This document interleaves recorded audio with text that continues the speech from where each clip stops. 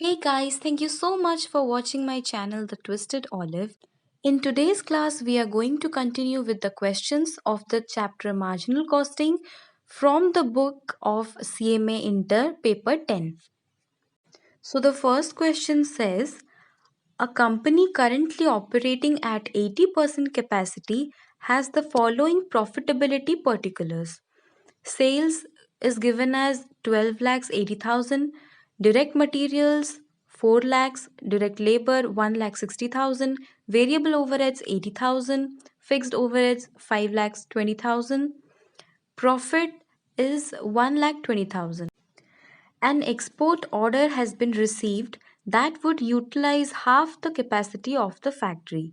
The order has either to be taken in full and executed at 10% below the normal domestic prices or rejected totally.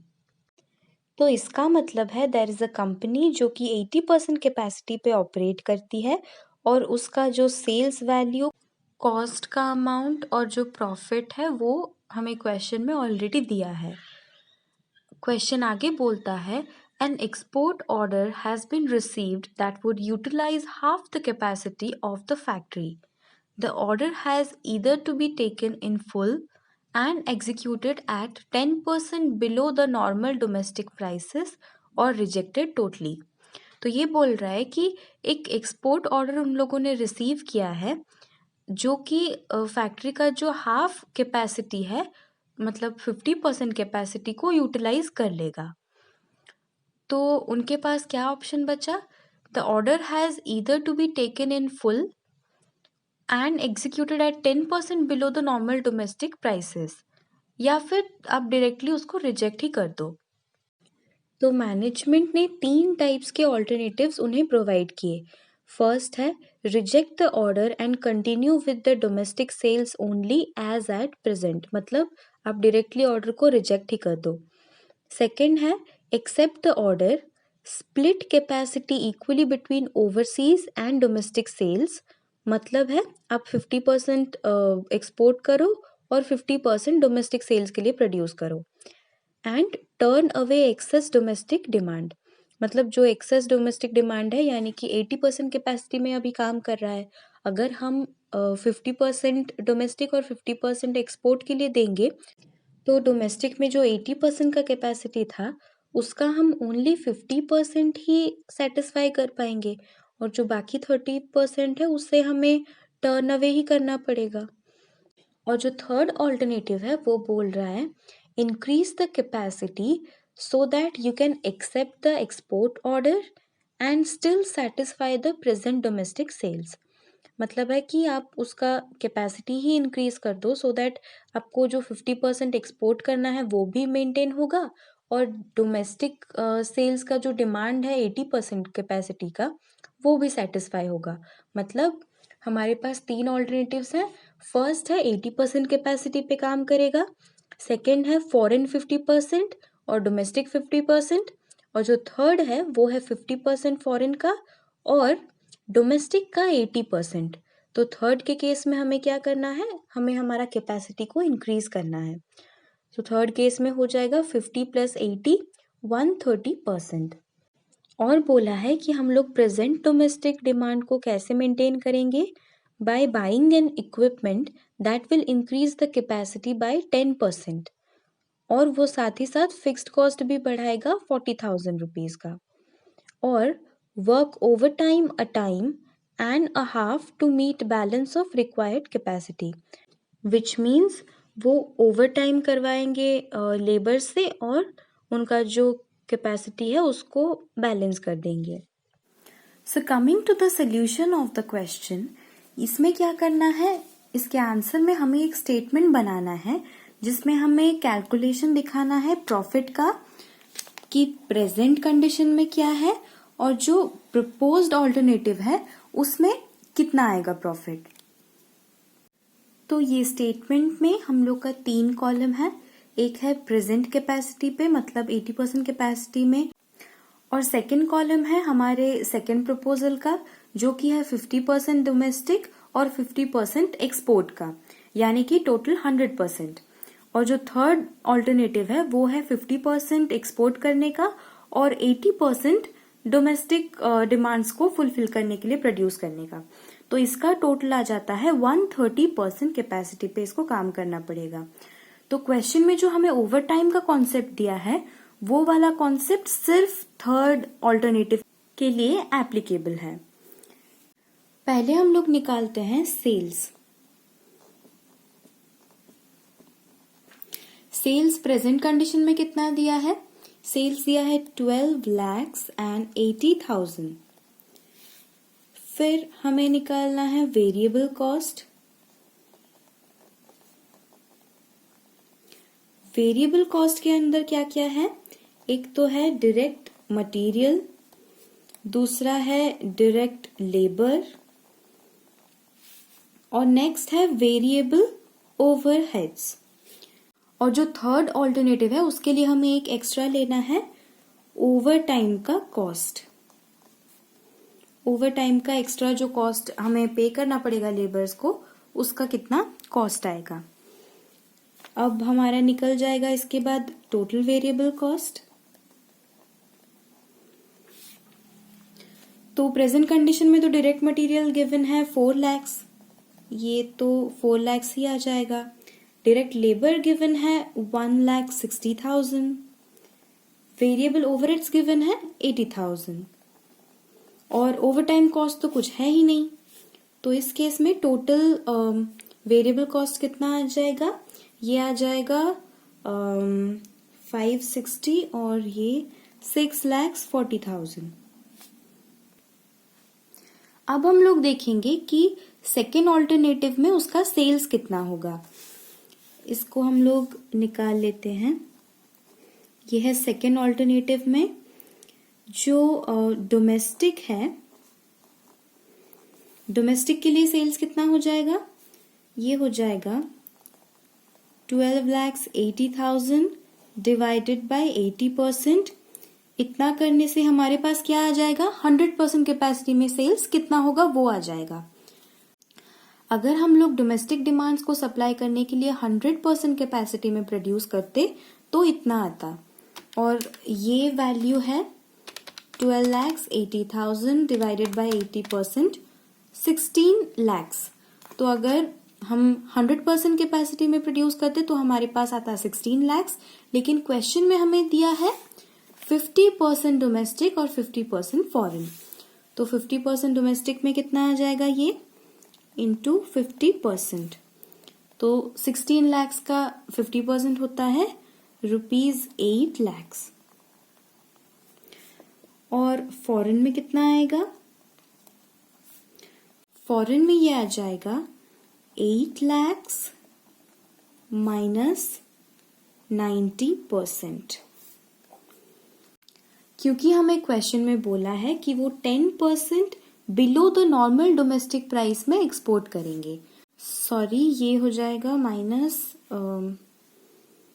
10%, और इसको हम लोग ऐसे भी लिख सकते हैं 8 लाख इंटू 90%। तो ये आ जाएगा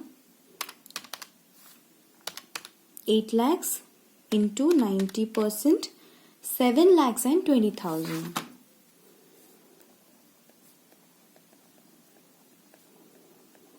तो अगर हम ये दोनों को ऐड कर देंगे तो ये आ जाएगा 15,20,000 रुपीज का सेल्स। और ये कितना आ जाएगा थर्ड ऑल्टरनेटिव में? थर्ड ऑल्टरनेटिव में आएगा फॉरेन का एज यूजुअल सेम वही दिस मच, और डोमेस्टिक का आएगा 80% कैपेसिटी में जितना होता था, यानी कि 12,80,000। तो टोटल आ जाएगा, ये दोनों को अगर हम लोग ऐड कर देंगे तो ये हो जाएगा 20 लाख। 20 लाख का सेल। क्यों? क्योंकि ये 50% एक्सपोर्ट होगा और 80% प्रोड्यूस होगा डोमेस्टिक डिमांड्स को सप्लाई करने के लिए। अब हमें देखना है कि इन केसेस में डायरेक्ट मटेरियल, डायरेक्ट लेबर और वेरिएबल ओवरहेड्स कितने कितने आएंगे। सेकेंड ऑल्टरनेटिव में ये है 80% और सेकेंड ऑल्टरनेटिव है 100%। तो अगर 80% कैपेसिटी में डायरेक्ट मटेरियल 4 लाख है तो 100% कैपेसिटी में कितना हो जाएगा। ये तो सिंपल कैलकुलेशन है, 4 lakhs डिवाइडेड बाय 80%, 5 lakhs। ये आ गया हमारा 5 lakhs रुपीज। वैसे ही 1,60,000 अगर 80% कैपेसिटी में है तो 100% में कितना हो जाएगा, ऑब्वियसली 2 लाख, ये हो गया 2 lakhs। और सेम वैसे ही ये अगर 80% है तो 100% हो जाएगा 1 लाख रुपीज। और ओवर टाइम कॉस्ट तो इसमें है ही नहीं, तो इसका जो टोटल है वो आ जाएगा 5, 6, 7, 8 lakhs का टोटल वेरिएबल कॉस्ट आ जाएगा। इसके केस में कैलकुलेशन कैसे होगा, बोला है 50% फॉरेन, मतलब जो 10% प्राइस रिडक्शन का बोला था वो हमें सिर्फ सेल्स के केस में बोला था। तो जो वेरिएबल कॉस्ट होगा वो सब फॉरेन के लिए जितना होगा डोमेस्टिक के लिए भी उतना ही होगा। तो फॉरेन के 50% के लिए कितना होगा, अगर ये 100% है तो दिस डिवाइडेड बाय 2 फॉरेन का और डोमेस्टिक के 80% का ये है टोटल। तो इसका वैल्यू आ जाएगा this plus this divided by 2, 4 lakh plus 5 lakh divided by 2 that is 2.5 lakhs। तो 4 lakh plus 2.5 lakhs this will be 6,50,000। वैसे ये कितना होगा, 1,60,000 प्लस दिस डिवाइडेड बाय 2, ये हो जाएगा 1 लाख। तो 1,60,000 प्लस 1 लाख, 2,60,000। वैसे ही ये आ जाएगा 50 प्लस 80, 1,30,000। और अब है हमें कैलकुलेट करना है ओवर टाइम कॉस्ट कितना आएगा थर्ड ऑल्टरनेटिव के लिए। ओवर टाइम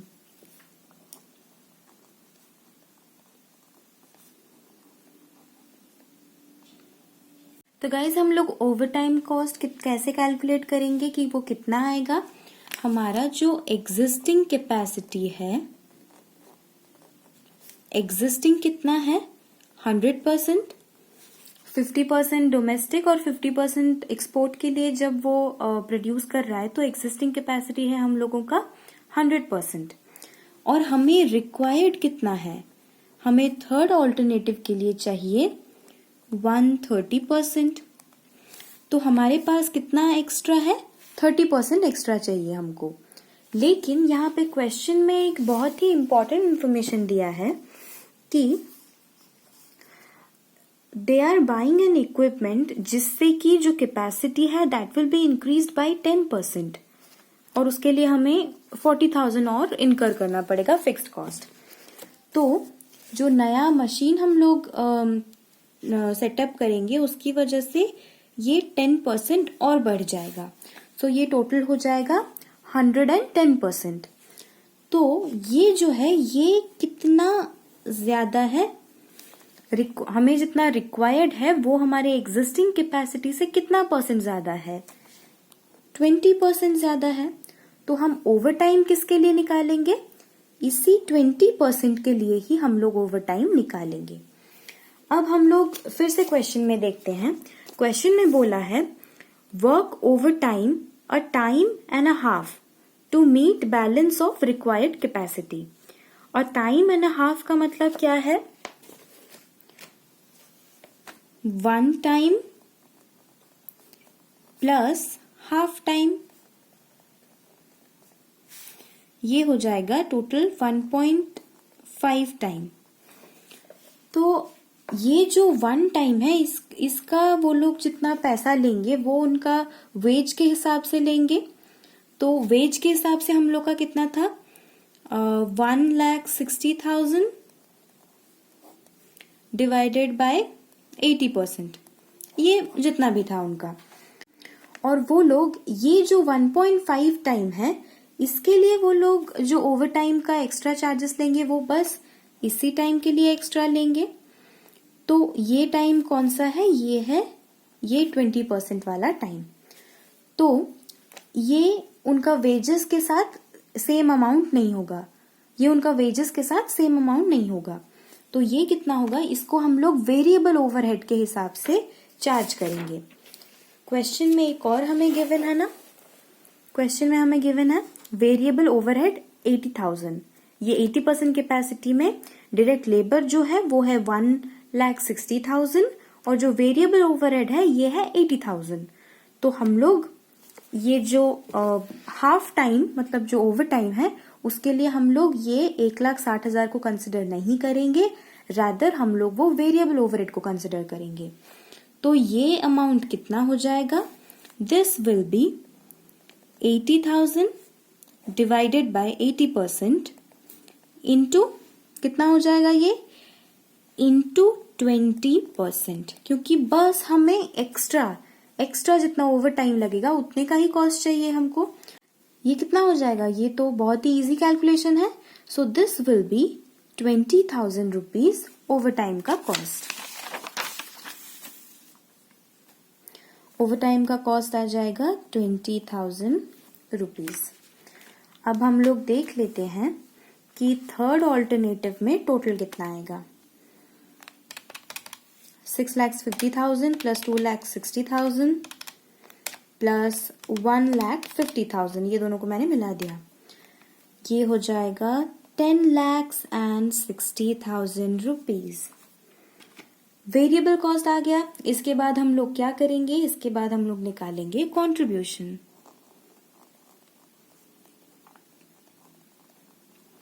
कंट्रीब्यूशन इस केस में कितना आएगा, ये तो हाफ ही है, सो दिस विल बी 6,40,000। ये कितना हो जाएगा, 15,20,000 minus 8 lakh, this will be 7,20,000।